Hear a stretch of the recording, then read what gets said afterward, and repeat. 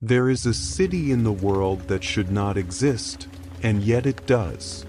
It has existed for over 1,000 years, rising from the water, sustained by water, and shaped in every conceivable way by the water that surrounds it on all sides. Tonight, we are going to spend a little time in that city together. We are going to let its quiet, extraordinary details wash over you slowly, one by one, the way the tide moves through its canals in the early hours of the morning, gently, without hurry, without urgency, just the steady, unhurried rhythm of a place that has been here for a very long time and intends to stay. That city, of course, is Venice. And the first thing you need to know about Venice, the single most remarkable geographical fact about it, is this. Venice is built on an archipelago of 118 small islands. 118. Not one solid piece of land. Not a peninsula jutting out into the sea. 118 separate, distinct islands, each one sitting in the shallow, shimmering waters of the Venetian lagoon in northeastern Italy. Take a moment to let that number settle. 118 islands. And from those 118 islands, over the course of many centuries, human hands built an entire city. Streets, palaces, churches, markets, libraries, homes. A city that millions of people have walked through, lived in, and loved, all of it resting on a scattering of islands in the Adriatic Sea. Now, naturally, if you have 118 islands sitting close together in a lagoon, you need some way to move between them. And that is where the canals come in. Venice is separated island from island, neighborhood from neighborhood, by around 150 canals. These canals are not decorative. They are not an afterthought or a charming tourist feature. They are the streets of Venice. They are the roads, the corridors, the arteries through which the life of the city flows. Goods travel through them. People travel through them. Emergency services, postal workers, garbage collectors, all of them move through those 150 canals every single day, just as drivers in other cities move through roads and highways. And connecting it all, connecting those islands to each other, bridging the canals so that pedestrians can pass from one side to the other, are more than 400 bridges. 400 bridges scattered across the city, each one a small act of engineering, each one carrying the footsteps of countless millions of people over the centuries. So you have the picture now. 118 islands, 150 canals, more than 400 bridges. And beneath all of it, beneath every palace, every church, every ancient stone walkway, there is something even more remarkable. Something you would never guess just by looking at the surface of the city. Venice is supported from below by millions of wooden piles.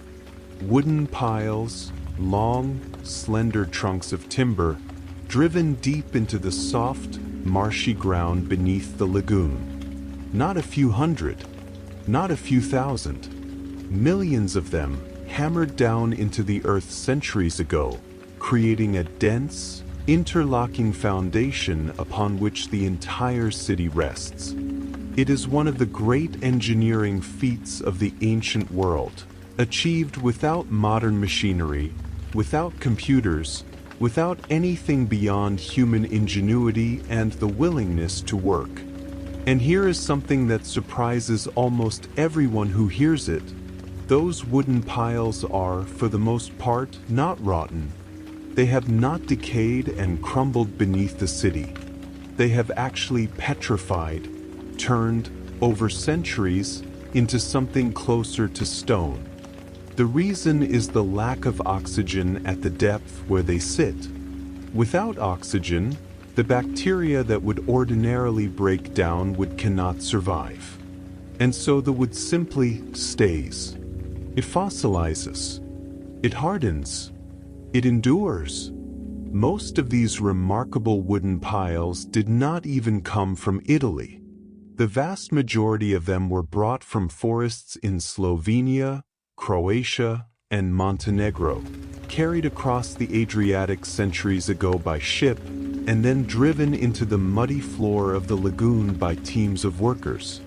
It is a staggering thought that the foundation of one of the world's most famous and beautiful cities rests on timber that grew in distant forests, felled by long-forgotten hands, carried across the sea, and hammered into place as a permanent gift to the city that would be built on top of them. But if those wooden piles have endured, the city itself has not remained perfectly still.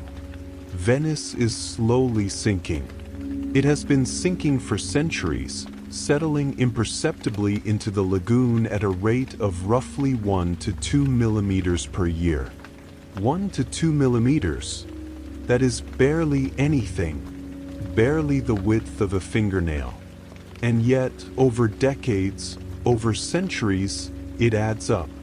The city sits a little lower than it once did. The water reaches a little higher, and the effects of that gradual settling become visible year after year in the flooding that the people of Venice know well. That flooding is called acqua alta, which means simply high water.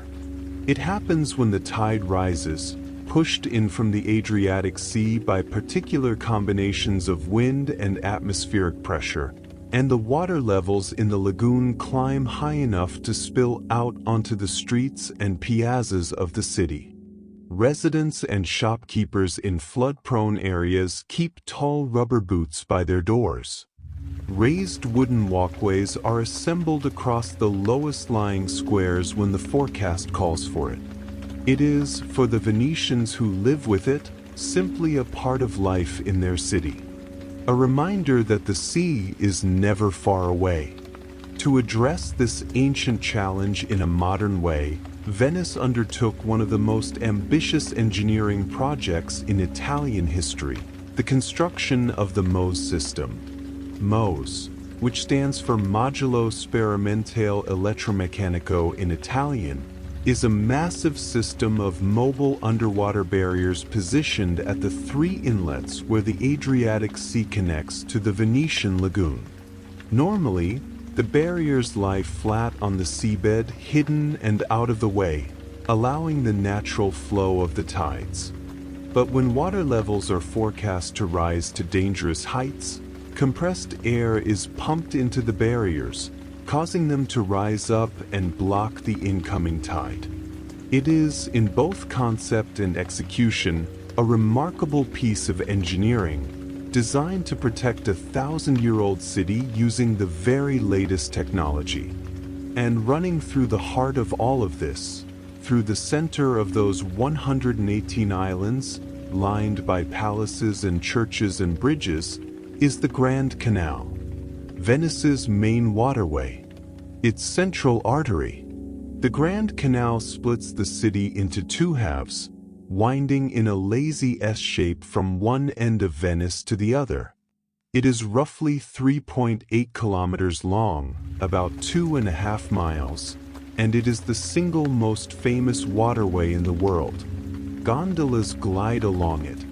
Water buses chug through it. The facades of centuries-old buildings gaze down at their own reflections in its surface. And tonight, as you settle in and let yourself grow heavier and more still, imagine looking out over the Grand Canal in the early hours of the morning before the city wakes. The water is smooth and dark. The lights of the palaces shimmer on its surface. Everything is quiet. The only sound is the soft, occasional lapping of a small wave against the stone steps that lead down from a doorway to the water's edge. There is no traffic. There are no crowds. There is only the water and the ancient stone and the soft, breathing darkness of a city that has been here for a very long time and will be here still long after this night is over. Let that image stay with you as you breathe slowly in and slowly out. The water, the stone, the stillness, the Grand Canal, dark and peaceful, reflecting the quiet light of a Venetian night. You are drifting now, easy and unhurried, just like the water itself, moving gently, settling softly, carrying you further into rest with every slow breath you take.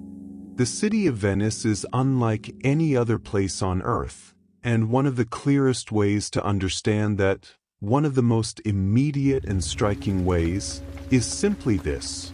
There are no cars. Not a single one. No roads built for them.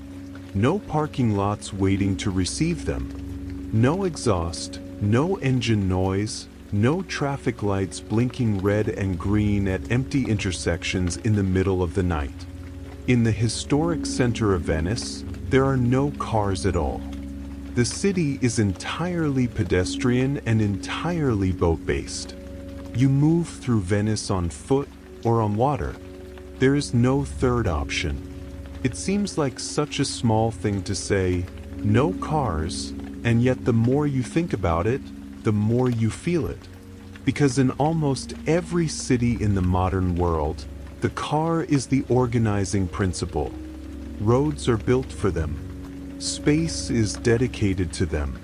The noise and the rhythm of urban life is shaped, to an extraordinary degree, by the presence of the automobile.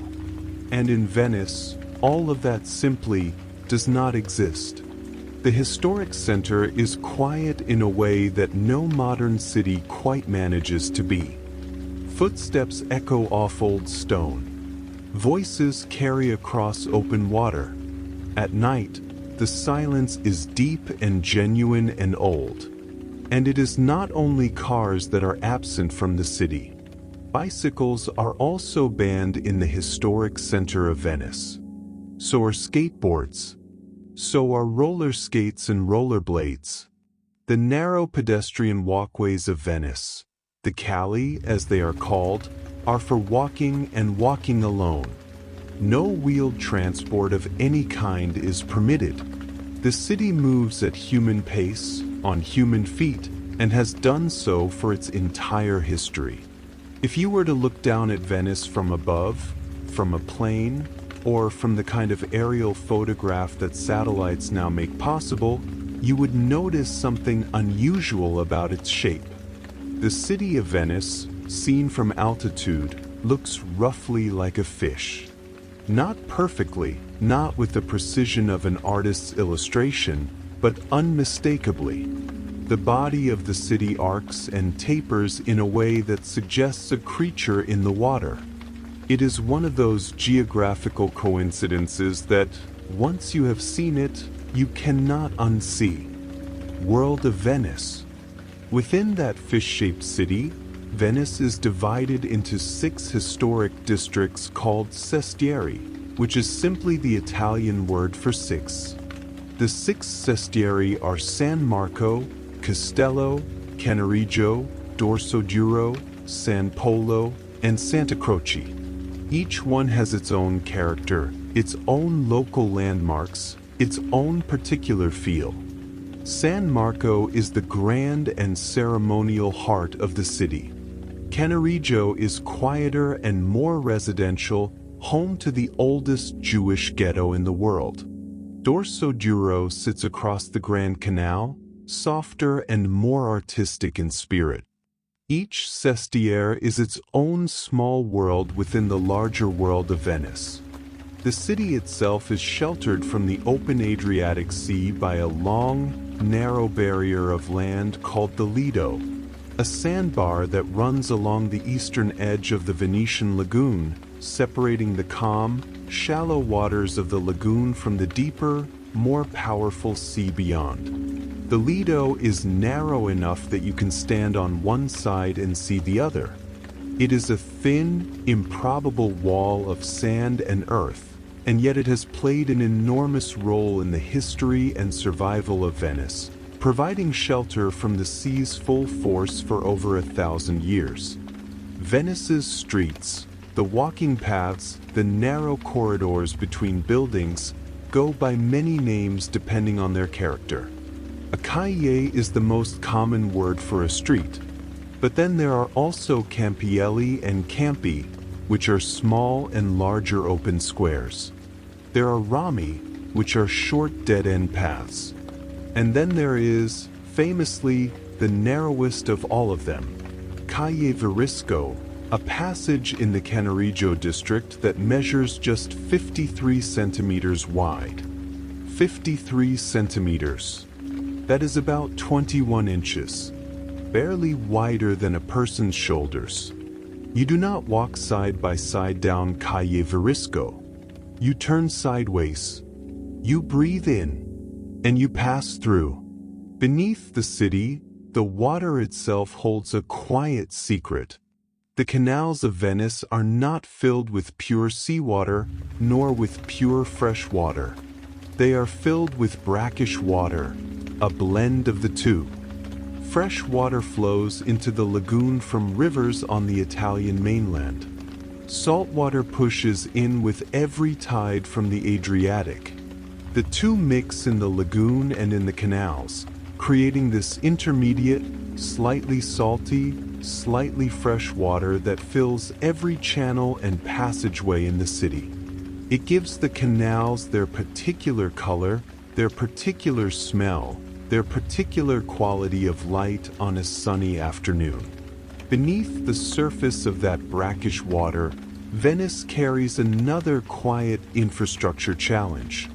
The city does not have a modern, unified sewage system. Many older buildings still rely on septic tanks, chambers that collect waste and must be emptied periodically. For centuries, the canals themselves served as the city's drainage system, with the tides flushing the waterways twice a day. The system is ancient and imperfect. The smell of Venice in summer has been remarked upon by visitors for generations. But it is also simply honest, the smell of a real city, a working city, a city that has never quite managed to leave the past behind, no matter how hard the present tries to claim it.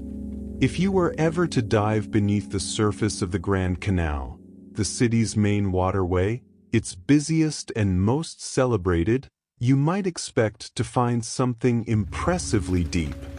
The Grand Canal connects two ends of the city and carries enormous amounts of water traffic every day. And yet, at its deepest point, it is only about 5 meters deep. 5 meters, approximately 16 feet. A reasonably strong swimmer could, in theory, touch the bottom. The grand palaces that line its banks rise many stories into the air, their foundations extending down into the water, and yet the canal that reflects them is, in geological terms, barely more than a puddle. Venice sits in the Veneto region of northeastern Italy, a region of quiet agricultural plains, rolling foothills, and the distant blue line of the Alps on the northern horizon. Verona is nearby. Padua is close. The wider region is beautiful, gentle, ancient in its own right.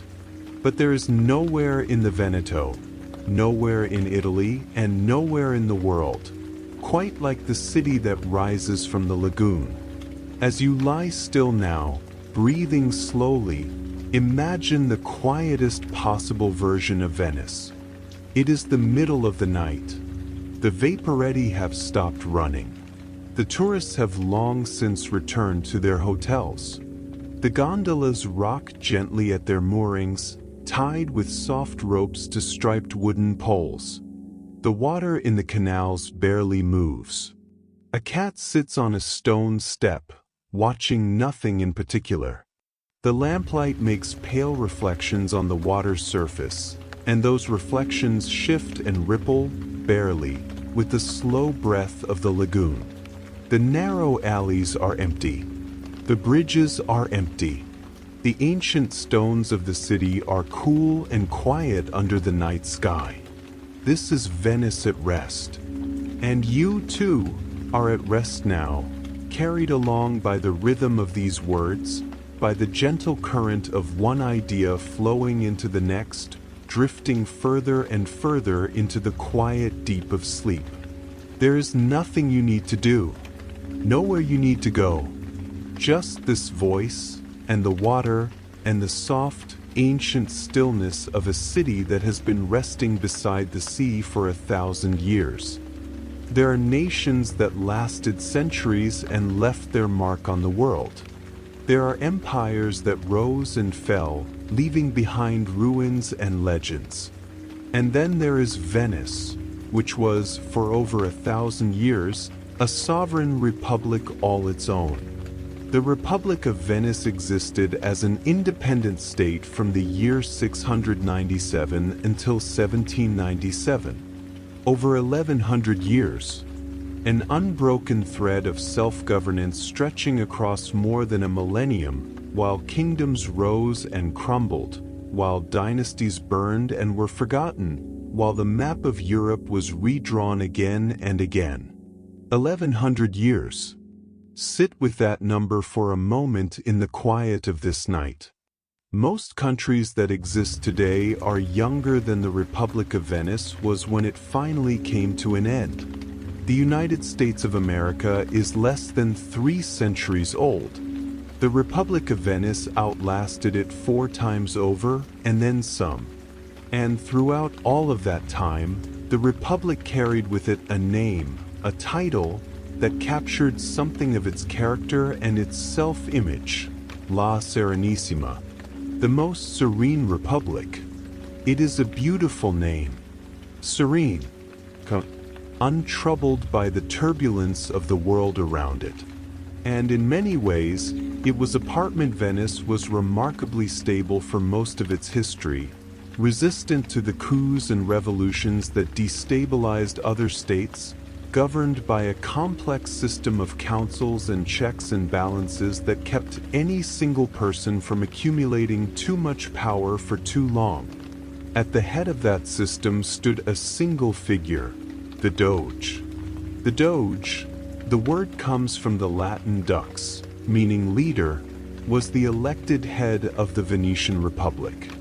Not a king, not a dictator, an elected official, chosen by a labyrinthine process specifically designed to prevent any faction from simply installing its preferred candidate. The Doge was meant to embody the Republic, to represent it, to be its public face, and yet the actual powers of the Doge were carefully circumscribed by the councils around him. He could not, for example, open his own mail without witnesses. He could not receive foreign ambassadors alone. Power in Venice was always shared, always distributed, always designed to keep any single pair of hands from holding too much of it. Over the course of the Republic's 1,100-year history, exactly 120 Doges held that office. 120 men, some brilliant, some corrupt, some beloved, some despised, who wore the distinctive corno ducale, the horned ducal cap, and presided over one of the most remarkable political entities the world has ever seen. And the wealth that flowed through that republic was extraordinary. Venice grew rich, spectacularly, almost incomprehensibly rich, through trade. More specifically, through its monopoly on trade between Europe and the Middle East. For centuries, spices from the East, silks, dyes, precious gems, and exotic goods of every description flowed into Europe through Venice. The merchants of other European nations wanted these goods desperately, and Venice was the gatekeeper, the toll booth, the intermediary through whom all of that trade was obliged to pass. The city grew fat and golden on the commissions it collected from every shipload that passed through its hands. To protect and project that wealth, Venice needed ships, and to build ships, it built the greatest shipyard in the medieval world. The Venetian arsenal. The word arsenal, in fact, comes from the Arabic dar al-Sine, meaning house of industry, transmitted into Italian through Venice's long commercial contact with the Arab world. The arsenal at its peak employed thousands of workers, skilled shipwrights, caulkers, rope makers, sail makers, and operated with a level of organizational efficiency that was genuinely unprecedented in its time. It pioneered what we might today recognize as assembly line production. Different parts of a ship were built in different sections of the yard. The hull was constructed and floated down a central canal, past station after station where workers added masts, rigging, oars, weapons, and supplies. At its most productive, the arsenal could outfit a fully equipped warship in a single day. A single day. Medieval observers who witnessed this process described it with awe and disbelief. That naval power allowed Venice to project its influence across the Mediterranean and beyond. And Venice produced remarkable individuals who shaped the wider world.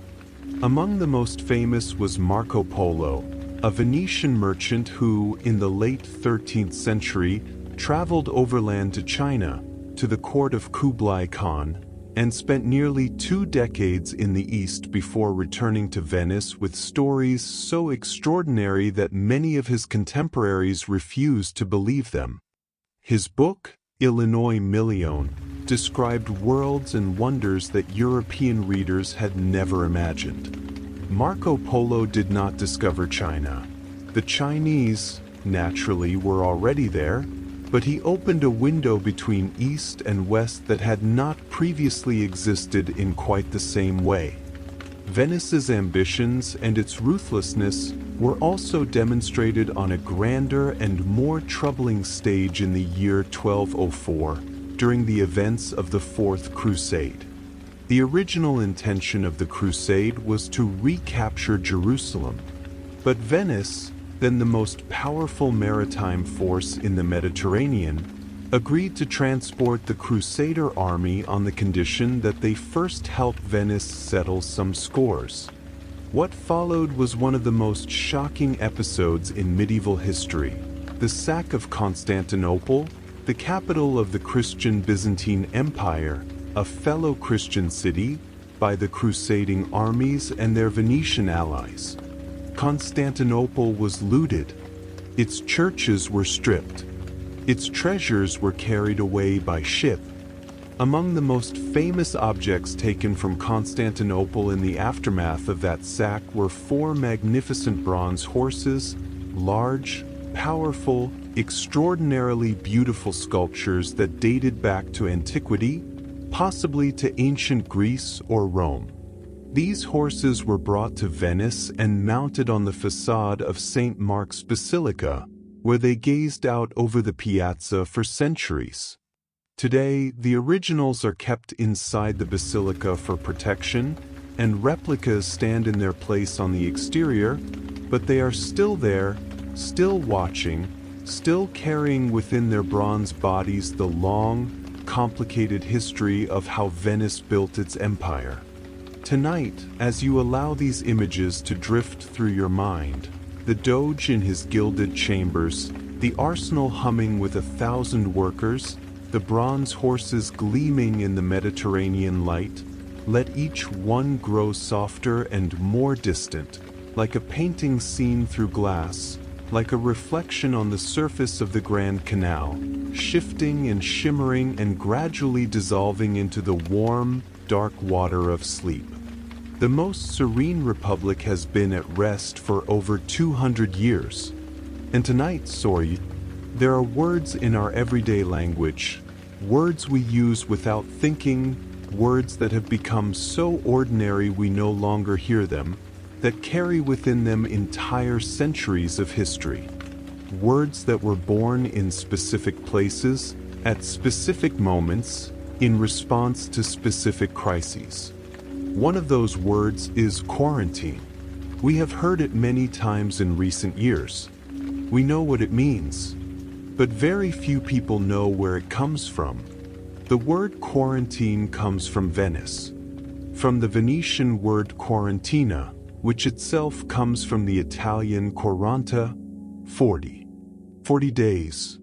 Because when plague began to spread through the medieval world, when ships arrived at the docks of Venice carrying cargo and crew from distant ports, and it was not always possible to know what else those ships might be carrying, the authorities of the Venetian Republic instituted a mandatory isolation period for all incoming vessels. Ships arriving from unknown or potentially infected ports were required to anchor offshore and wait. The crew could not disembark. The cargo could not be unloaded. The ships sat at anchor, patient, in the waters of the lagoon, while the days passed and the authorities watched to see whether anyone on board fell ill. At first, the waiting period was 30 days, a Trentino, but Venice eventually extended it to 40 days, a quarantina. And from that word, used in that lagoon, in that city, during those long and terrible centuries of epidemic disease, the English word quarantine was born. 40 days of waiting, 40 days of watching, 40 days during which the world held its breath and hoped that the ship and its crew were clean. The plague was not a distant abstraction for Venice. It came again and again. It came and killed in numbers almost impossible to comprehend. In the late 16th century, in the outbreak that struck in 1575 and again in 1577, Venice lost nearly a third of its population to the bubonic plague. Nearly a third of a major, wealthy, sophisticated city. Gone in a handful of years. Streets that had been crowded fell quiet. Families were erased. Entire neighborhoods emptied. The sound of church bells, rung to mark each death, became constant, relentless, a sound that the survivors would carry with them for the rest of their lives. Near Venice, there is a small island called Poveglia. It is barely visible from the main city. A low, dark shape rising from the lagoon, covered now in overgrown vegetation, its buildings crumbling and long since abandoned. But for centuries, Poveglia served a grim and essential purpose. It was a plague quarantine station. Ships suspected of carrying plague were diverted there. The sick were taken to Poveglia to live or, more often, to die. The bodies of plague victims were buried there in mass graves, layer upon layer, until the soil of the island became heavy with the dead. It is estimated that over the centuries, more than 100,000 people may have died on or been buried on Poveglia. The island has been uninhabited for decades. It is not open to visitors, and local fishermen have long been said to avoid casting their nets too close to its shores. From the east and the south and the north, plague was not the only threat that came for Venice. In the end, it was not disease but politics and a single, extraordinary military genius that brought the Republic to its close. In 1797, Napoleon Bonaparte, then just 27 years old and at the peak of his early conquests in northern Italy, effectively ended the Venetian Republic. He did not even need to fight for it in the traditional sense. He maneuvered, threatened, and negotiated, and the Great Council of Venice, the governing body of the Republic, voted to dissolve itself. The most serene republic, which had endured for 1100 years, ended not with a dramatic battle but with a vote. The last Doge, Ludovico Manin, removed his ducal cap and handed it to a servant, reportedly saying that he would not be needing it again. Napoleon reportedly called Piazza San Marco the drawing room of Europe, a phrase that has been repeated ever since as one of the most apt descriptions ever given to a public space. A drawing room, not a battlefield, not a marketplace, but a room for gathering, for conversation, for the gentle pleasures of civilization. It is a phrase that has outlasted the man who said it by more than 200 years. For a time, Venice passed into the hands of Austria, then briefly back and forth between different powers, before finally becoming part of the newly unified Kingdom of Italy in 1866. The long, strange, complicated history of Venice as an independent state was over. It was now, at last, simply a city, though a city unlike any other. During its centuries of independence, Venice had developed institutions and instruments that were ahead of their time in remarkable ways. The Venetian ducat, the gold coin of the Republic, was for centuries one of the most stable and widely accepted currencies in the known world. Merchants from London to Cairo to Samarkand accepted Venetian ducats because they knew, through hard experience, that the coin's weight and purity could be trusted. Financial reliability, in a world where currency debasement was common, was an extraordinary and valuable commodity. Venice also had what amounted to one of the world's first sophisticated state intelligence services. The Council of Ten, a secretive governing body established in 1310, operated a network of informants, spies, and secret agents throughout Venice and beyond. Citizens were encouraged to anonymously report suspicious behavior through special letterboxes built into the walls of public buildings, Bocche di Leone, mouths of the lion, shaped like open lion heads. The practice of organized state surveillance, conducted through anonymous denunciations and secret investigations, was a Venetian specialty. And then there were the glassmakers of Murano. The art of Venetian glassblowing was so refined, so technically sophisticated, so commercially valuable, that the Republic treated the knowledge of its techniques as a state secret. Glassmakers in Venice were given special privileges. They were among the very few craftsmen allowed to marry into Venetian noble families, but they were also subject to extraordinary restrictions.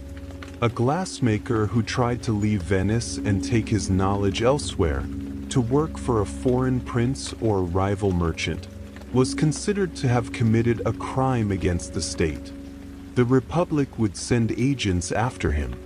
His family members still in Venice might face consequences. In extreme cases, the punishment for unauthorized departure was death. The secrets of the glass were not to leave the lagoon. And yet in one area, Venice was surprisingly libertine and forward-thinking. In 1638, the city established what is widely recognized as the first public casino in the world, the Casino di Venezia. In a city where Carnival, with its masks and its anonymity and its deliberate blurring of social boundaries, was a major feature of public life, the idea of a public space for gambling was perhaps less surprising than it might seem. The Casino di Venezia still exists today. It is the oldest casino in the world still in operation. And the word casino itself comes from the Italian word casa, meaning house. A little house, a small building set aside for particular pleasures. That too is a gift from Venice to the vocabulary of the world. As these thoughts settle gently over you, the weight of all that history, all those centuries, all those lives, let it be like a warm blanket, soft and heavy, pressing you further into rest. There is so much history in the world, so many stories, and tonight, you do not need to hold any of them. They can simply drift past you like boats on the Grand Canal, moving quietly through the dark water, carrying their freight of time, asking nothing of you but the soft permission to pass. If there is a single image that comes to mind when most people think of Venice, it is the image of Piazza San Marco, the great square at the heart of the city, dominated by the extraordinary church that gives the square its name, St. Mark's Basilica. The Basilica di San Marco, one of the most remarkable buildings in the world. And one of its most remarkable features is something that rewards patience. Something that you do not immediately grasp from the outside, and that is the sheer, overwhelming scale of the mosaics inside. St. Mark's Basilica contains over 8,000 square meters of golden mosaics. 8,000 square meters. That is nearly 2 acres of mosaic, thousands upon thousands of tiny pieces of gold and colored glass, arranged with extraordinary precision into religious images, into patterns, into scenes of biblical history and Venetian glory. The ceiling glows with it. The walls are alive with it. Step inside on a sunny afternoon and the light that filters through the windows catches the gold tiles and makes the entire interior appear to shimmer and pulse, as though the building itself is breathing. The basilica was built in the Byzantine style, the architectural tradition of the Eastern Roman Empire, of Constantinople, of the Christian East rather than the Christian West. This is not accidental. Venice, though geographically in Italy, was historically oriented as much toward the east as toward the west. It traded with the Islamic world, with the Byzantine Greeks, with the merchants of the Levant. Its church reflects that orientation. The domes, the mosaics, the rich use of gold, the general atmosphere of sacred luxury, these all owe more to Constantinople than to Rome. And some of the treasures inside that basilica were, quite literally, taken from Constantinople. The 4 bronze horses we have already discussed. But there were other objects too, relics, precious items, fragments of an older world, carried back to Venice during centuries of conquest and commerce and brought into the service of the city's most sacred building. Rising beside the basilica, tall and solitary and impossible to miss, is the Campanile, the bell tower of St. Mark's. It stands 98.6 meters tall, which is roughly 323 feet. For much of Venetian history, it was the tallest structure in the city, visible from miles away across the flat waters of the lagoon, serving as a landmark for ships approaching from the sea. And then, on the morning of July 14, 1902, the Campanile simply fell down.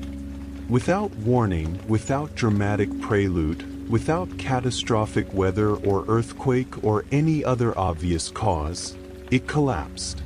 Centuries of slow structural deterioration had finally reached a critical point, and the great tower dissolved into a pile of rubble in a matter of seconds. Remarkably, almost miraculously, no one was killed. A cat was found to have been lost in the collapse, but the tower had been closed to visitors, and the area had been cleared after a crack appeared that morning. The rubble was still warm when the city made its decision. The Campanile would be rebuilt exactly as it was, in the same place, to the same height, using the same design. However, as it was where it was. And so it was rebuilt, reopening in 1912, looking essentially identical to the tower that had stood there for centuries before. Inside that rebuilt tower are 5 bells, each one with a name and a specific historical purpose. The Marangona was the largest bell, rung to mark the beginning and end of the working day.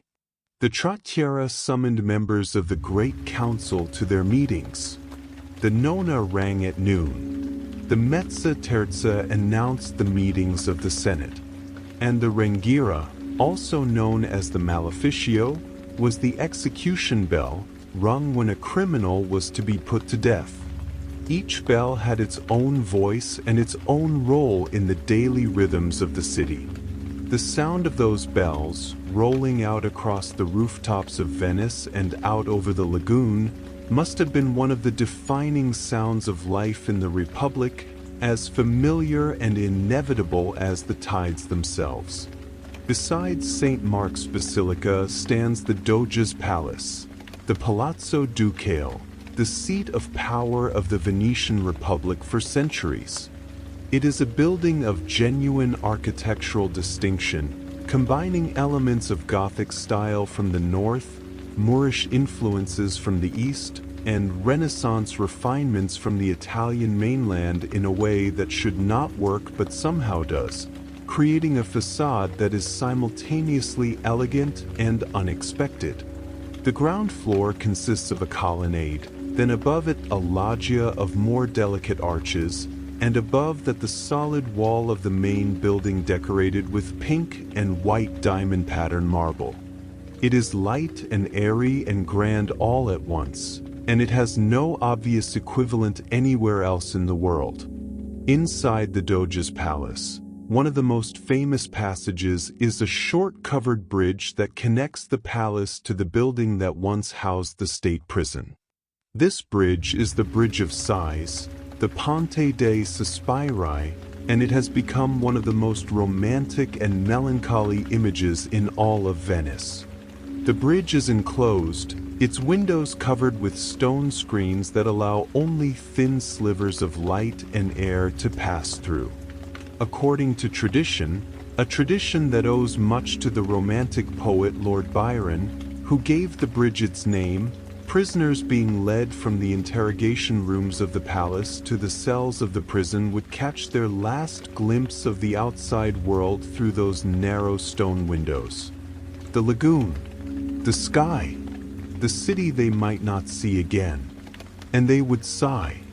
Byron's name for the bridge captured something true about the human experience of that passage, even if the historical reality was somewhat more complicated. Most of the prisoners who crossed that bridge were not romantic heroes. Many were petty criminals, debtors, political dissidents. But the idea of a last view, a final glimpse of the light, the involuntary sigh that comes when beauty and captivity meet, has made the Bridge of Sighs one of the most visited and most photographed spots in Venice for over 200 years. The Grand Canal, as it runs through the city, is crossed by only 4 bridges in its entire length. 4 bridges for a waterway nearly 4 kilometers long. The most famous of those 4 is the Rialto Bridge, the Ponte di Rialto, which sits roughly in the middle of the canal at Venice's busiest commercial area and has been doing so, in its current stone form, since 1591.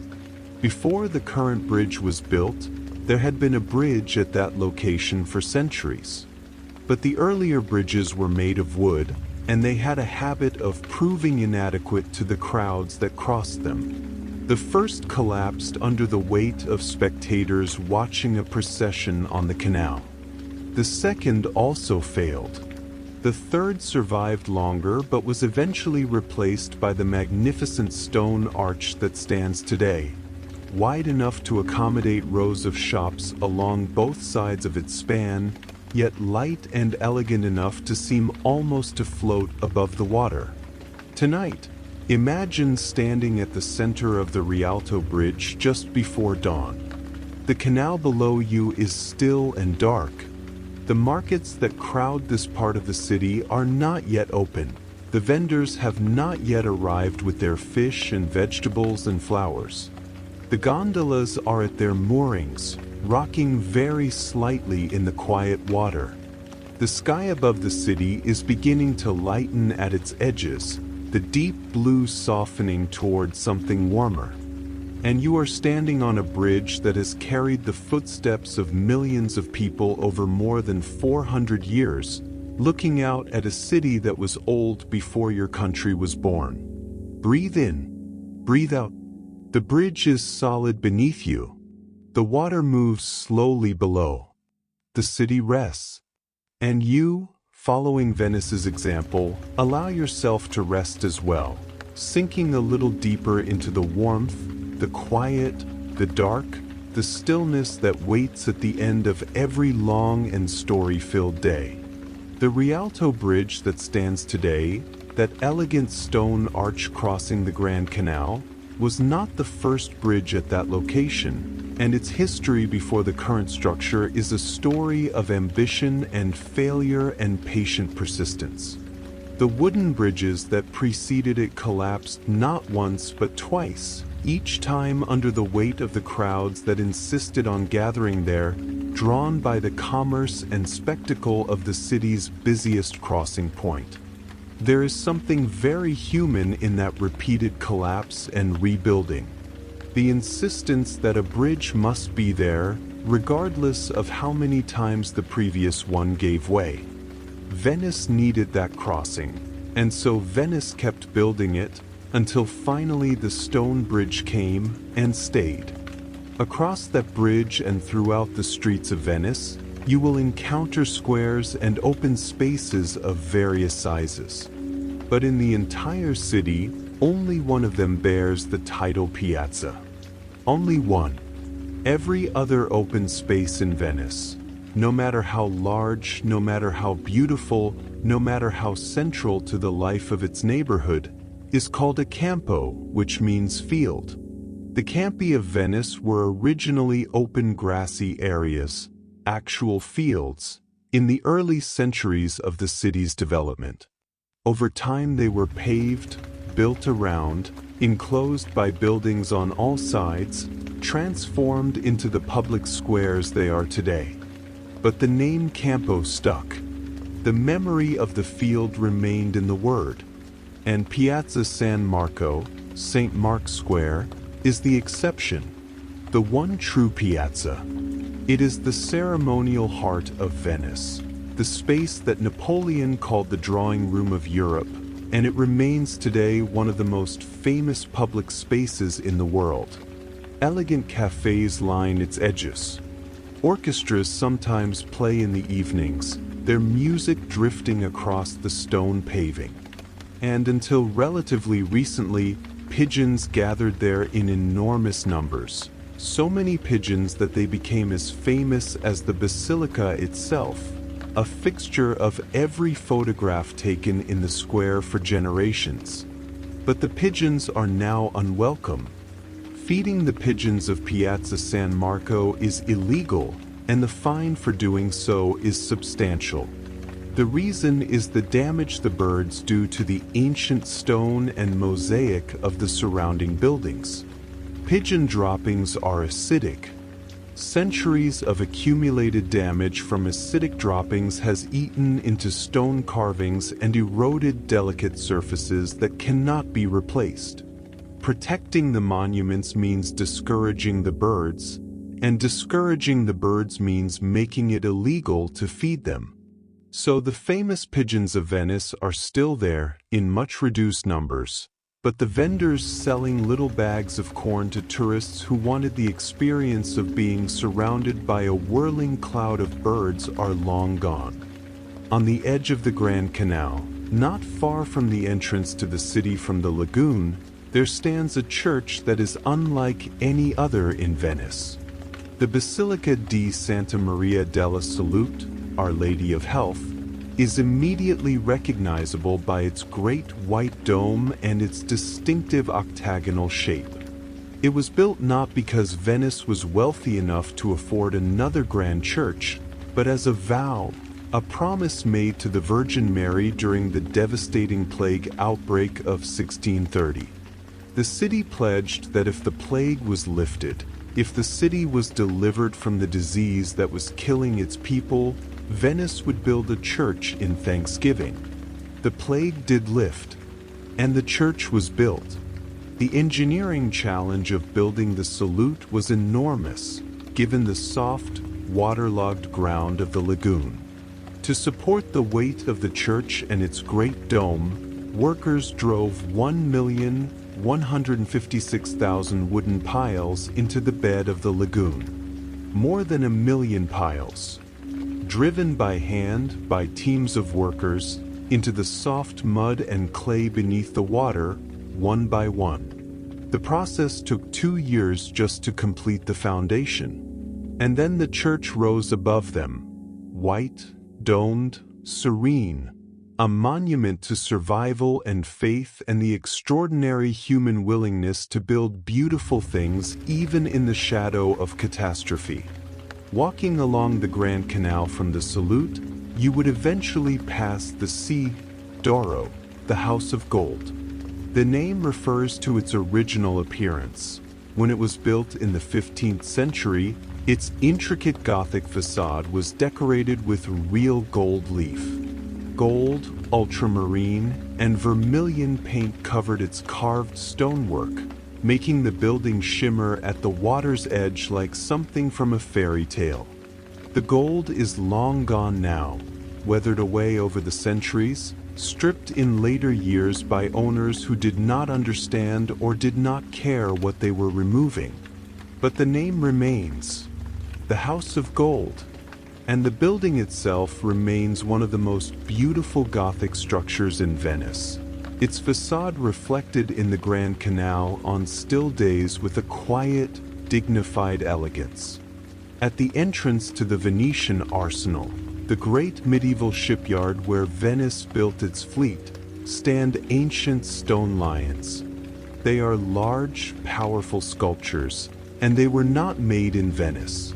They were brought to Venice as spoils of war from Greece, taken from the port of Piraeus and from other Greek locations by Venetian forces in the late 17th century. One of them carries carved runic inscriptions on its shoulder and flank, writings in Old Norse, left there centuries earlier by Viking mercenaries who served in Greece. The inscription has been partially deciphered. It commemorates the Vikings who died there. A Viking inscription on a Greek lion standing guard at an Italian shipyard. The world, for all its vastness, was always more connected than we sometimes remember.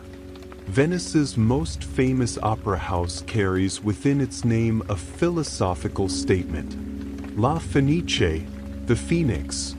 The phoenix is the mythological bird that burns and is reborn from its own ashes. The name was chosen when the theater was founded in the late 18th century as an expression of hope and resilience. And the name turned out to be prophecy. La Fenice has burned to the ground not once, not twice, but 3 times. 3 times the theater has been destroyed by fire. 3 times it has been rebuilt. The most recent fire in 1996 was devastating. Caused by arson, it destroyed the interior completely.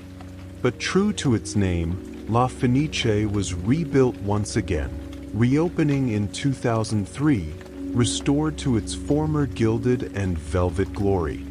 And on the Grand Canal, occupying a building that was never finished, a low, single-story palazzo that its original builder ran out of money and ambition to complete, sits one of the finest collections of modern art in Europe. The Peggy Guggenheim Collection.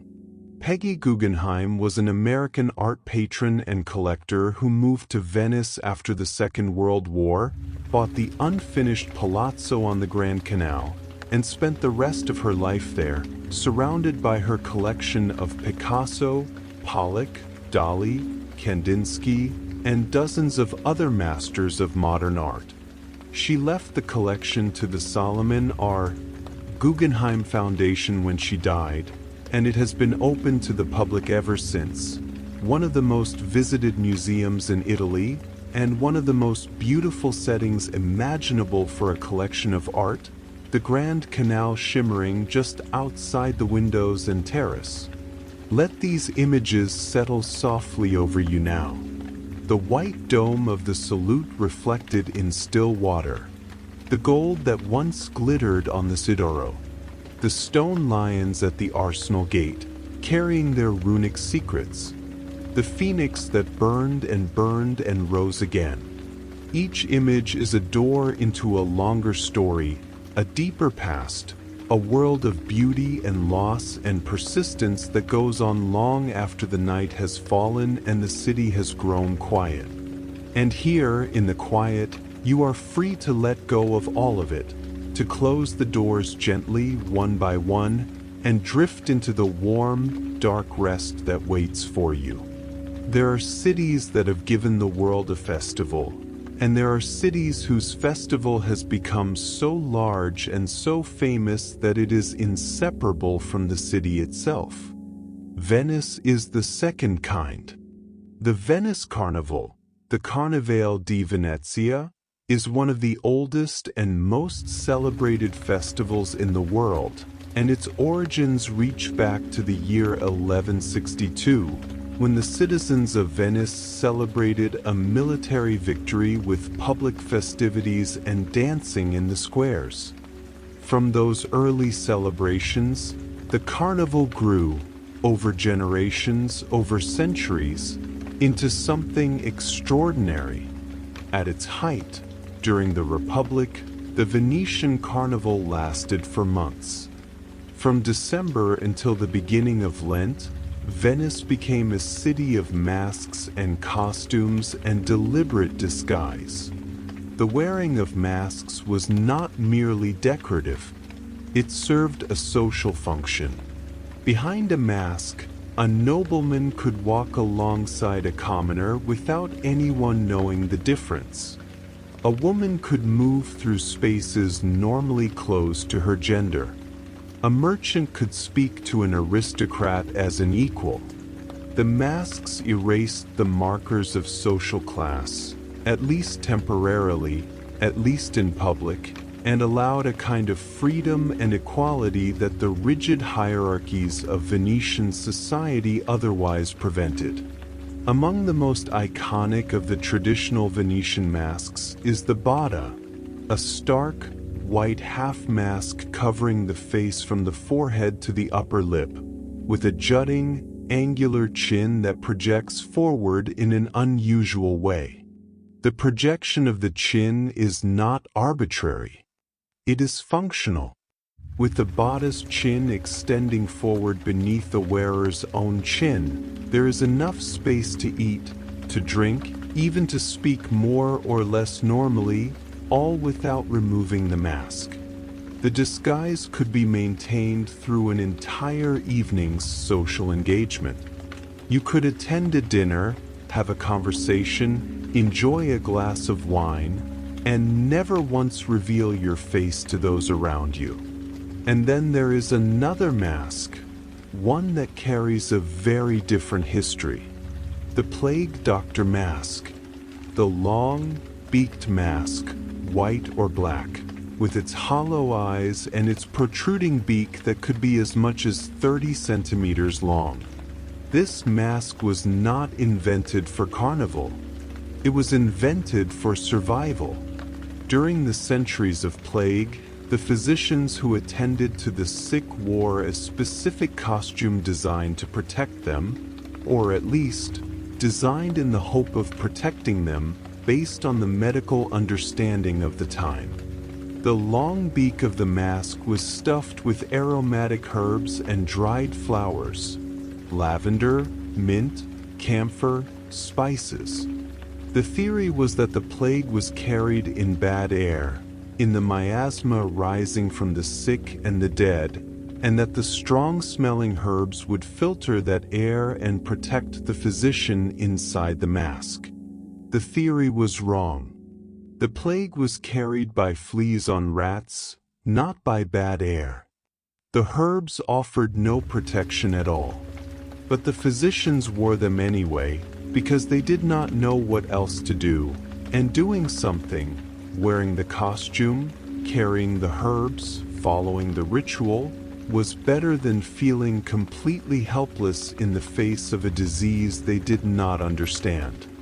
The plague doctor mask has since become one of the most recognizable images of Carnival, separated from its tragic origins, transformed into something theatrical and even beautiful.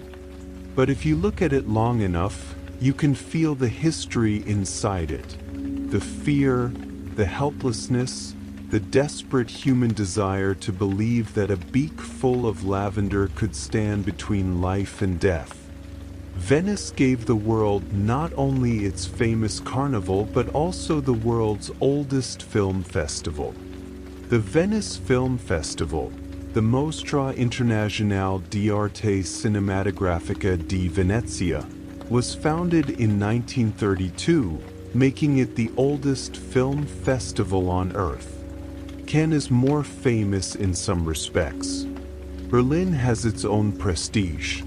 But Venice was first, and it remains one of the most prestigious events in international cinema, held every year on the Lido in late summer, drawing filmmakers, actors, and critics from around the world to watch films in a setting of extraordinary beauty. The Venice Biennale, which means simply every 2 years, is another of the city's great gifts to the cultural world. Founded in 1895, the Biennale is an international art exhibition held in the Giardini and the Arsenale every 2 years, in which dozens of countries present exhibitions of contemporary art. It is one of the most important events in the contemporary art world, a gathering of the planet's creative energies in a city that has been producing and collecting art for over 1,000 years. Among the most enduring of Venice's artistic and craft traditions is glassblowing, centered on the island of Murano. We have already heard how the glassmakers were moved from Venice proper to Murano in 1291, partly to protect the city from the risk of fire from their furnaces, and partly to contain their secrets more effectively.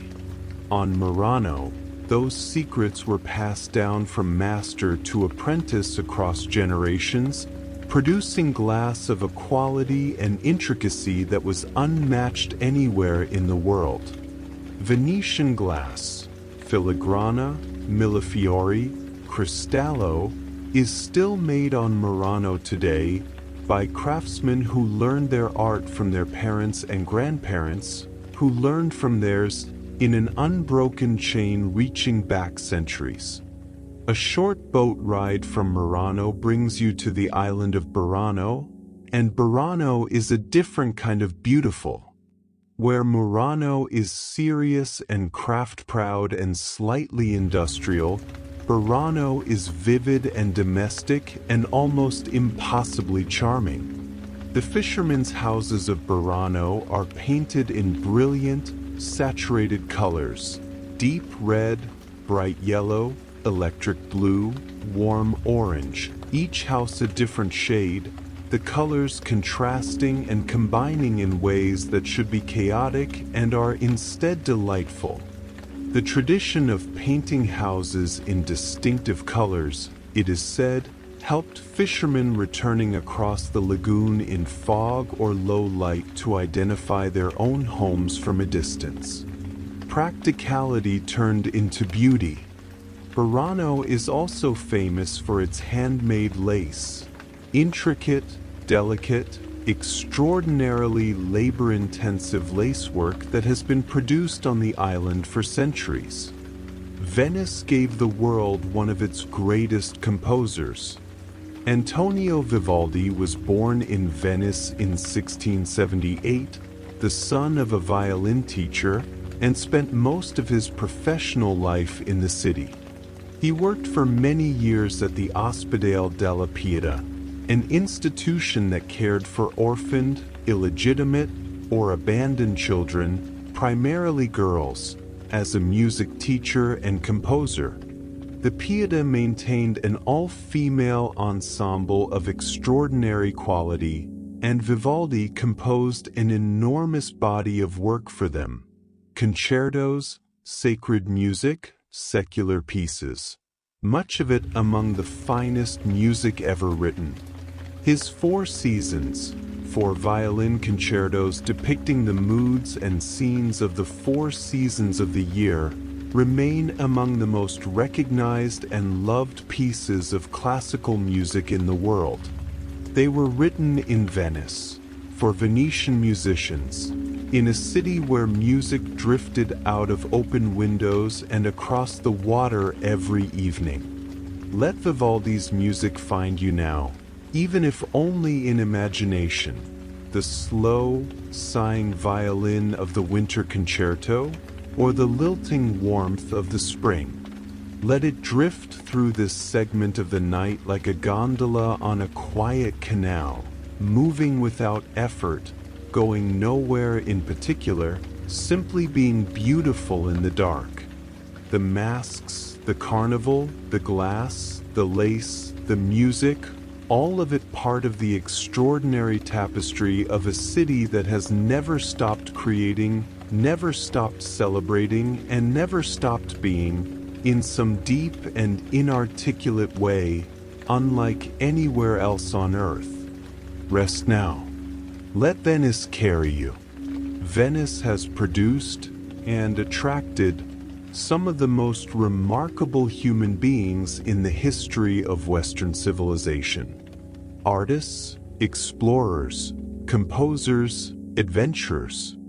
Men and women whose names have outlasted their centuries and whose stories have become part of the common inheritance of the world. And perhaps no figure from Venice's history is quite as colorful, quite as fascinating, quite as relentlessly alive on the page as Giacomo Casanova. Casanova was born in Venice in 1725, the son of an actor and actress, and from that theatrical beginning he built one of the most extraordinary lives in European history. He was, among other things, a writer, a philosopher, a mathematician, a violinist, a gambler, a diplomat, an alchemist's assistant, a spy, and a librarian, and he is remembered primarily as a lover. His memoirs, written in French in his old age, describe a life of breathtaking variety, set against the courts and cities and drawing rooms of 18th century Europe. But one of the most remarkable facts about Casanova is not in his memoirs. It is a simple, verifiable historical fact. Giacomo Casanova is the only person known to have successfully escaped from the maximum security prison inside the Doge's palace. The prison, known as I Piombi, the Leads, was named for the lead plates that lined the roof directly above the cells, making them unbearably hot in summer and bitterly cold in winter. It was considered inescapable. In 1756, Casanova escaped. He did it by acquiring a metal spike, hiding it from guards, chipping through the floor of his cell, and, through a combination of ingenuity, audacity, and extraordinary luck, making his way out of the palace and eventually out of Venice entirely. His account of the escape is one of the great adventure stories of the 18th century. While Casanova lived his remarkable life, other extraordinary creative minds were at work in Venice. Tiziano Vecellio, was one of the dominant figures of the Venetian Renaissance, a painter of astonishing range and power whose career lasted more than 6 decades and whose works hang today in the greatest museums on earth. Titian's use of color, his warm, rich, luminous reds and golds, defined a particular vision of Venetian painting that was felt throughout Europe. He painted mythological subjects, religious scenes, and portraits of extraordinary psychological depth. He worked into extreme old age, still painting in his 90s, still pushing at the boundaries of what paint and canvas could do. And then there was Tintoretto Jacopo Robusti, called Tintoretto for his father's trade as a dyer. Tintoretto was a Venetian master of the generation after Titian, wilder and more dramatic in his approach, filling enormous canvases with tumultuous scenes full of energy and light. In the Doge's palace, Tintoretto painted what is, by some measurements, one of the largest oil paintings in the world, Il Paradiso, depicting paradise on a canvas that measures more than 22 meters wide and nearly 9 meters tall. Standing before it is an overwhelming experience, a wall of painted heaven, crowded with figures and light, pressing down on the viewer with the full weight of Venetian ambition. From the profound to the delicious, Venice's contributions to culture extend, happily, to food and drink. At a small, elegant bar near St. Mark's Basilica called Harry's Bar, which opened in 1931 and became a gathering place for writers, artists, and celebrities in the mid-20th century, two of the world's most beloved culinary inventions were created. The first is the Bellini cocktail, a mixture of Prosecco, the sparkling white wine of the Veneto region, and fresh white peach puree. It was invented by Giuseppe Cipriani, the founder of Harry's Bar, in the 1940s, and named after the Venetian Renaissance painter Giovanni Bellini because the color of the drink, pale pink and golden, reminded Cipriani of the luminous tones in Bellini's paintings. The second invention from Harry's Bar is carpaccio, very thinly sliced raw beef, dressed with olive oil and lemon and sometimes shavings of Parmesan cheese. This too was invented by Giuseppe Cipriani, also in the 1940s, reportedly for a countess who had been told by her doctor to avoid cooked meat. The dish was named after the Venetian painter Vittore Carpaccio because the brilliant reds and whites of the dish recalled Carpaccio's characteristic palette. Food named after painters, drinks named after painters. In Venice, even the menu is a work of art. And then there is the spritz. The spritz, or Aperol spritz, as it is most commonly drunk today, is the quintessential Venetian aperitif, the drink of choice in the late afternoon when Venetians gather at their local bars for the ritual of the ombra, the small glass of wine or spritz that marks the transition between the working day and the evening. The spritz is made with Prosecco, a splash of soda water, and a measure of bitter orange liqueur, most commonly Aperol, with its distinctive deep orange color, though Venetian purists will insist on Select, a darker, more intensely bitter local liqueur. It is fizzy and slightly bitter and deeply refreshing, and it is drunk all over the world now, but it is most at home in Venice, in a small bar near a canal, in the hour before dusk. Those small bars are called Baccari, traditional Venetian wine bars, often tiny, often standing room only, with long counters covered in small plates of food. The food is called cicchetti, small, intensely flavorful bites, a Venetian version of tapas. A small piece of bread topped with creamy salt cod. A stuffed olive, fried crisp. A tiny portion of risotto. A sliver of cured meat. Cicchetti are eaten standing up, quickly, with a glass of wine in hand, in the middle of the afternoon or the early evening. They are the food of a city that eats the way it does everything else, with pleasure, with a sense of occasion, and without an enormous amount of fuss. And what carries all of this? The passengers, the food, the sacchetti, the wine, the artists, the lovers, through the canals. The gondola. By Venetian law, all standard passenger gondolas are required to be painted black. Only black. It was not always this way. Historically, gondolas were decorated in all manner of colors and elaborate ornamentation, which eventually became so excessive and competitive among the wealthy families of Venice that the Republic legislated a return to simplicity. Black for everyone. Equality in elegance. What might seem like a simple flat-bottomed boat is in fact a precise and sophisticated piece of craftsmanship. The gondola is asymmetric. The left side is slightly wider than the right, the hull subtly curved, the whole structure designed to compensate for the fact that the gondolier stands on the left side of the boat and pushes with his or on the same side.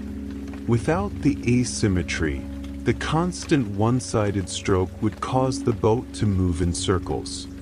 With it, the gondola moves in a straight, elegant line, propelled by a single person with a single oar through the narrow canals and the open waters of the Grand Canal alike. This is what Venice has always done, taken the requirements of practical survival and shaped them into something beautiful. The need to move through water becomes the gondola. The need to isolate the sick becomes the quarantine. The need to build on soft ground becomes a forest of petrified wood.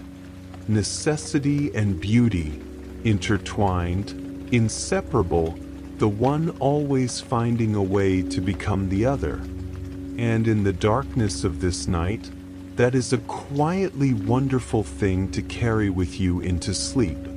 The gondolier is one of the most iconic figures in the world, instantly recognizable in his striped shirt and straw hat, his long or moving with practiced, unhurried ease through the canals of Venice.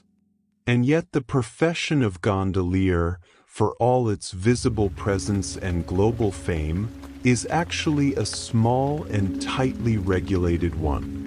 There are roughly 400 licensed gondoliers operating in Venice today. 400, not 4,000, not 40,000. 400 people holding what is, in effect, one of the most famous and coveted professional licenses in the world. Those licenses are difficult to obtain. They have historically passed down through families, from father to son, generation to generation, keeping the profession tightly held within a small number of Venetian families and adding to its traditional, almost guild-like character. To become a licensed gondolier, a candidate must undergo extensive training and pass rigorous examinations in navigation, in rowing technique, in knowledge of the city, in languages, since gondoliers are expected to interact with tourists from around the world.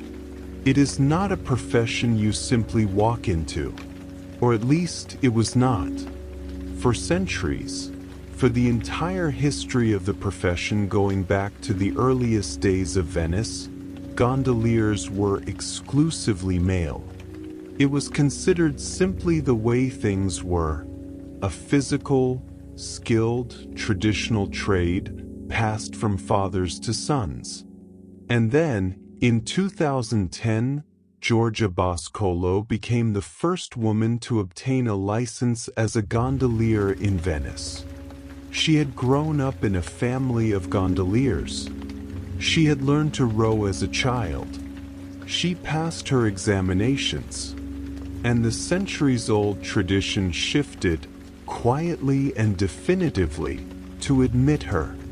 At the front of every gondola, every single one of the roughly 400 gondolas on the water in Venice, there is a large, heavy, ornamental piece of iron called the ferro, which means simply iron. The Faro is curved and distinctive, its shape immediately recognizable as a symbol of Venice even to people who have never visited the city. And the Faro is not merely decorative. Its weight, positioned at the prow of the gondola, serves to counterbalance the weight of the gondoliers standing at the stern. Remove the Faro and the gondola would tilt. With it in place, the boat rides level. The 6 forward-facing prongs at the top of the Faro, the 6 teeth that project forward above the water when the gondola is in motion, are said to represent the 6 sestieri, the 6 historic districts of Venice. The backward curving element behind them is sometimes said to represent the Doge's cap or the Rialto Bridge. Different sources give different interpretations, and the true origins of the design are lost somewhere in the long centuries of Venetian tradition. But the Faro endures, on every gondola, in every canal, a small piece of iron carrying a large weight of meaning. Building a gondola is not a quick process. A traditional gondola is made from 8 different types of wood, each selected for different properties: flexibility, strength, resistance to water, lightness. The entire construction takes approximately 2 months of skilled labor, worked by craftsmen called squareroli in the traditional boatyards called squari. The gondola must be precisely balanced and asymmetrically shaped, with the measurements calibrated to a degree of precision that leaves very little room for error. A well-made gondola can last for decades with proper maintenance. A poorly made one will be apparent within the first few outings. Once you are in Venice, navigating your way through the city presents a particular challenge that the gondola's elegance does nothing to solve: the house numbers. Venice has a famously confusing address system, one that puzzles visitors and even, occasionally, residents. In most cities, houses on a given street are numbered in order along that street. In Venice, houses are numbered not by street but by district, by sestiere. The numbers begin somewhere in the sestiere and continue sequentially until the entire district has been covered, regardless of where streets begin and end. A single sestiere can have thousands of addresses, numbered in a sequence that follows the logic of an earlier age and makes almost no spatial sense to anyone approaching it for the first time. Finding a specific address in Venice often requires a combination of a good map, local knowledge, and patient wandering.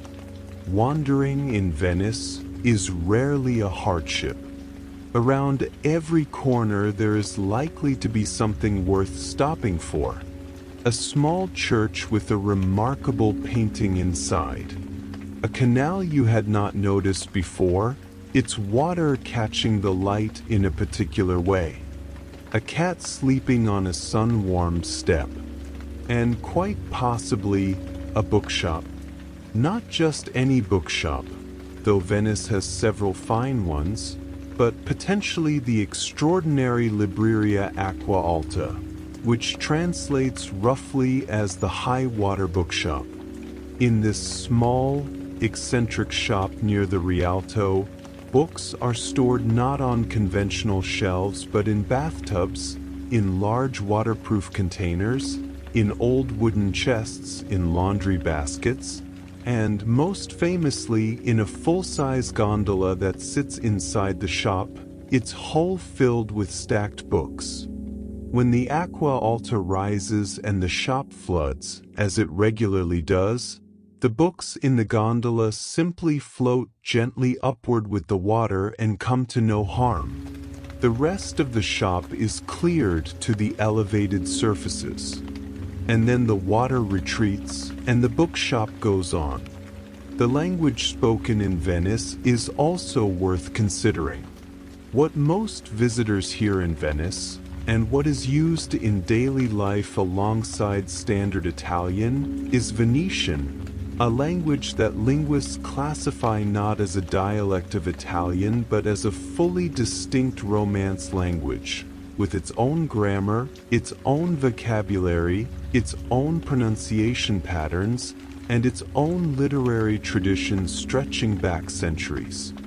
Venetian and Italian are related.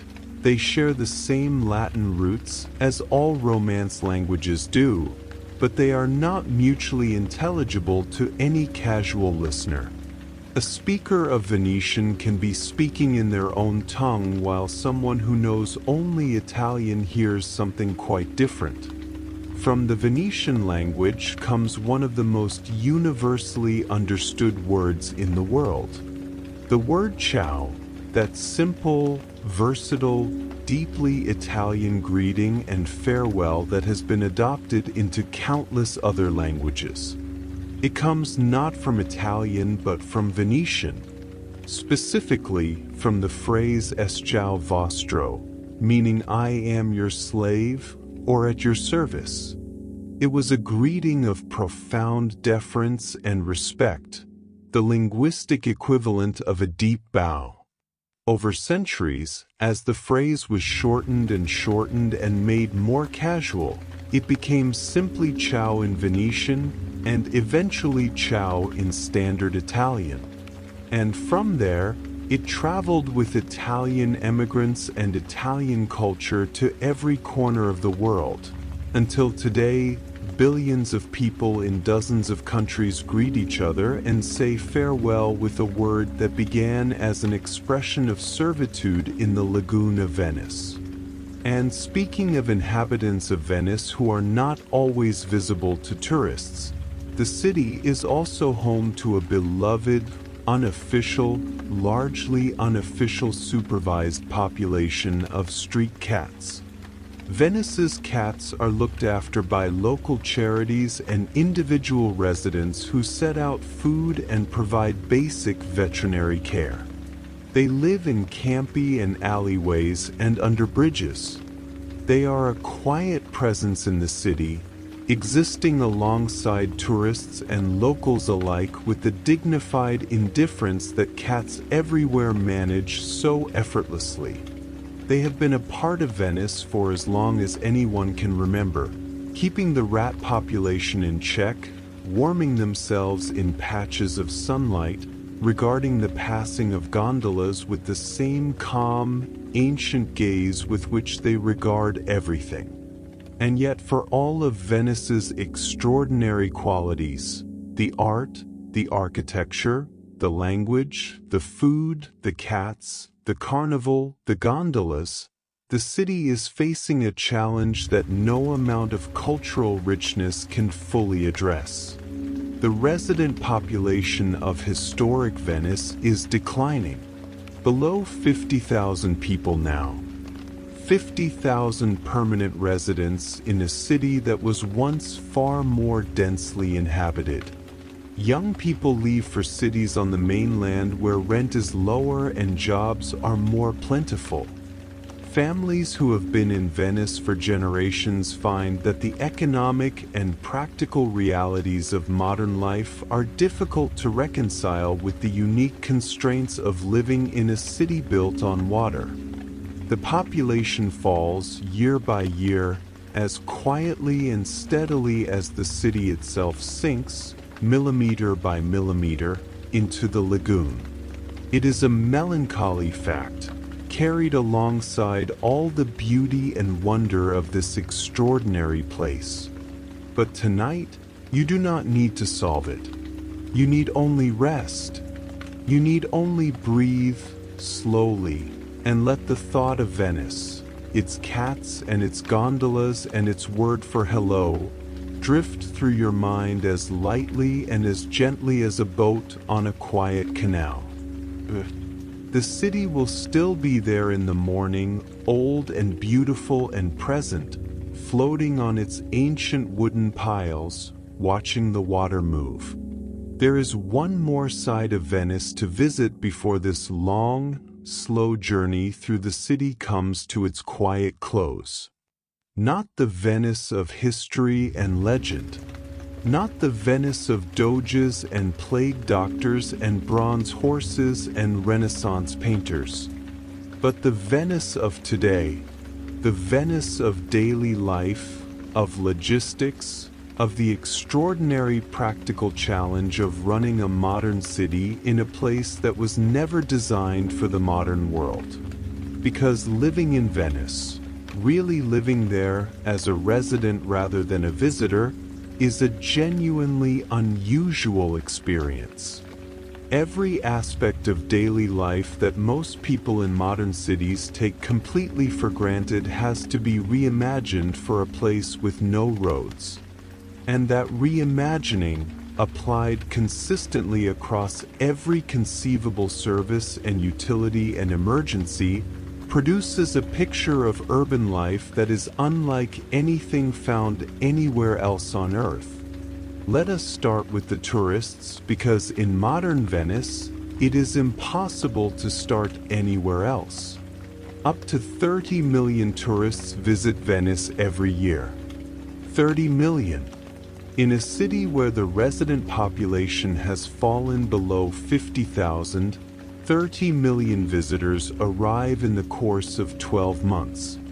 On the busiest days, particularly in summer, the number of people present in the historic center at any given moment can approach or exceed 100,000, nearly double the permanent population.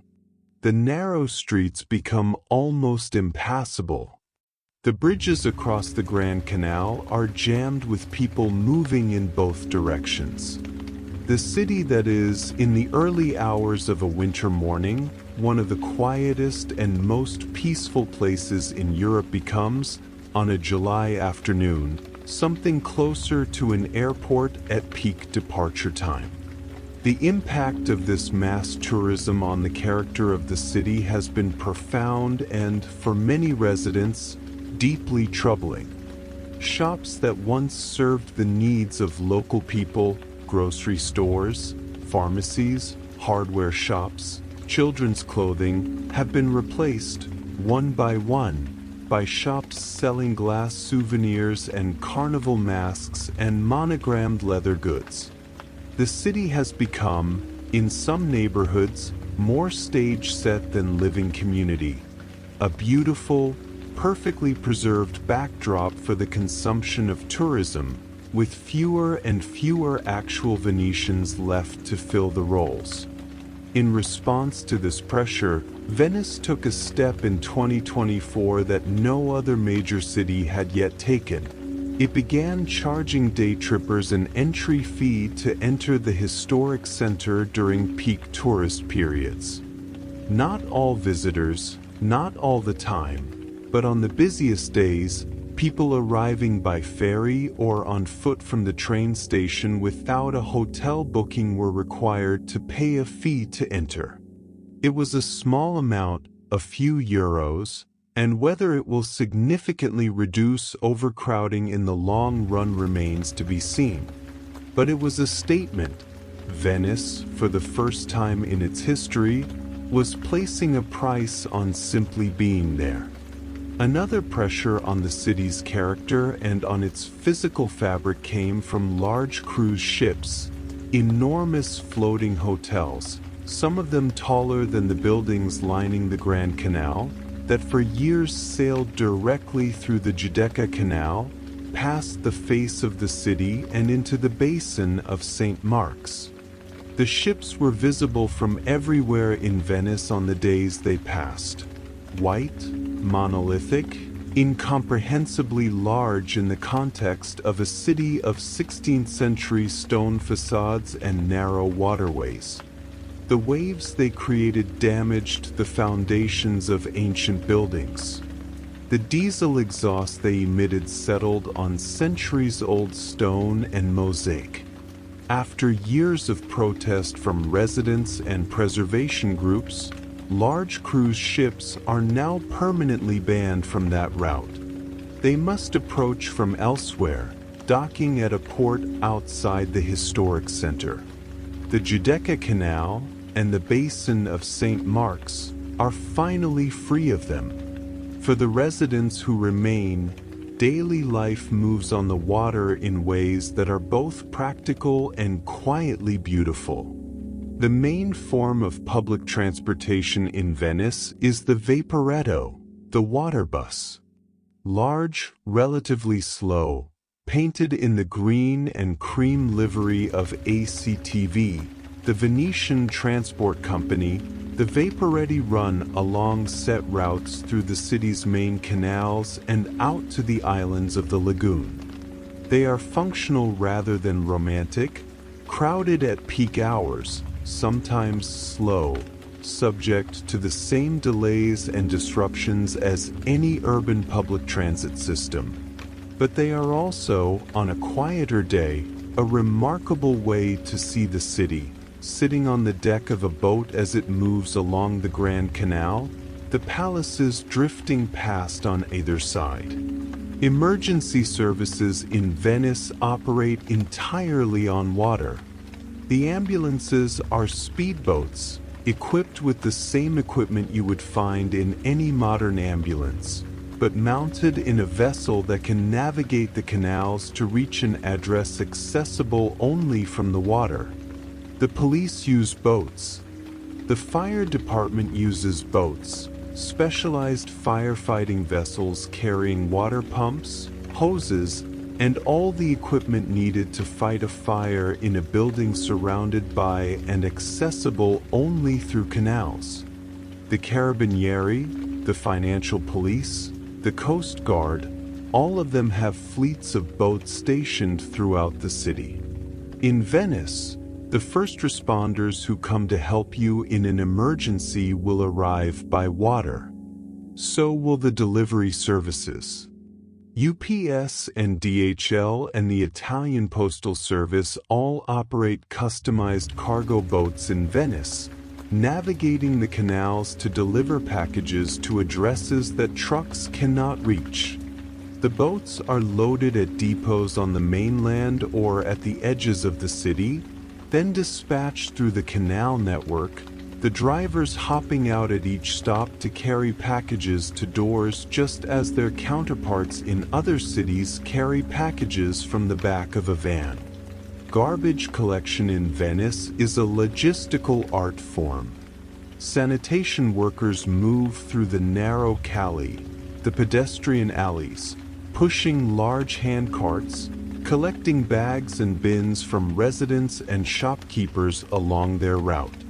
At certain points in the canal network, they transfer their loads onto garbage barges, flat-bottomed workboats that receive the waste and carry it out of the city to disposal facilities on the mainland.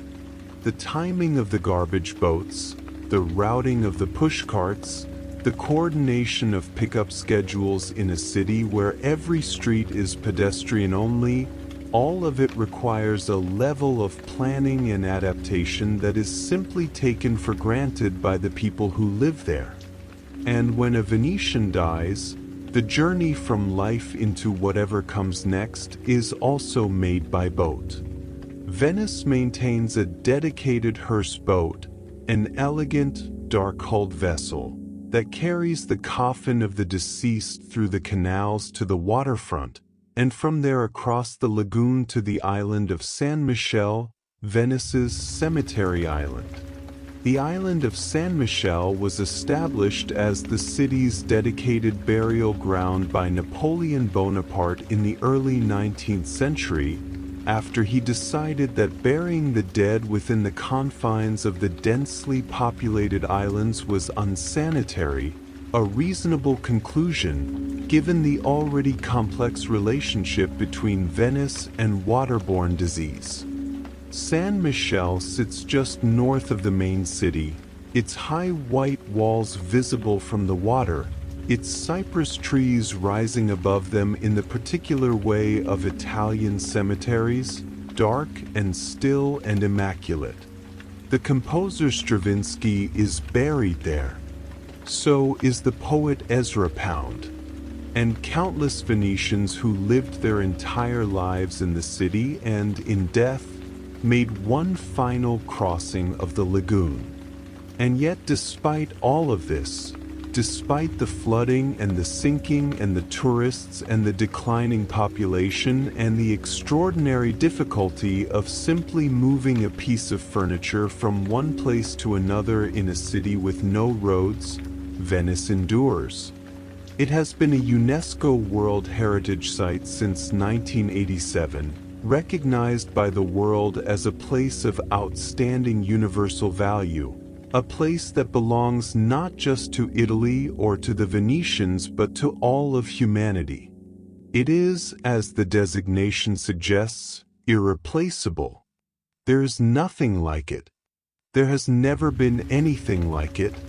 And whether it continues to survive the pressures of the modern world, rising sea levels, mass tourism, the departure of its own people, is one of the great open questions of our time. But tonight, that question can rest. Tonight, Venice rests. The Vaporetti have docked. The tour groups have gone back to their hotels on the mainland. The hearse boat sits quietly at its mooring. The garbage barges have completed their rounds. The cats are sleeping in doorways. The gondolas are tied up, rocking very gently, their ferry rising and falling with the small movements of the water. And in the darkness above the city, above the rooftops, above the campaniles, above the domes that reflect the moonlight when the moon is high, the stars that have been watching Venice for over 1,000 years look down on a city that is, for now, at peace. Quiet, beautiful, ancient, improbable, still here after all of it, after the plague and the politics and the floods and the centuries. Still sitting on its wooden piles, still reflecting in its canals, still carrying within its stones the memory of everything it has ever been. Still here. And so are you. Still here at the end of this long, slow journey through the city on the water. Breathing slowly, heavy, drifting now as the gondola drifts, as the tide drifts, as everything that is not urgent or necessary falls gently away, carried off by the quiet current of this night, leaving only the soft, steady rhythm of your own breathing and the deep, peaceful dark, and the rest that has been waiting for you all along. Good night. Sleep well. Venice will be here in the morning.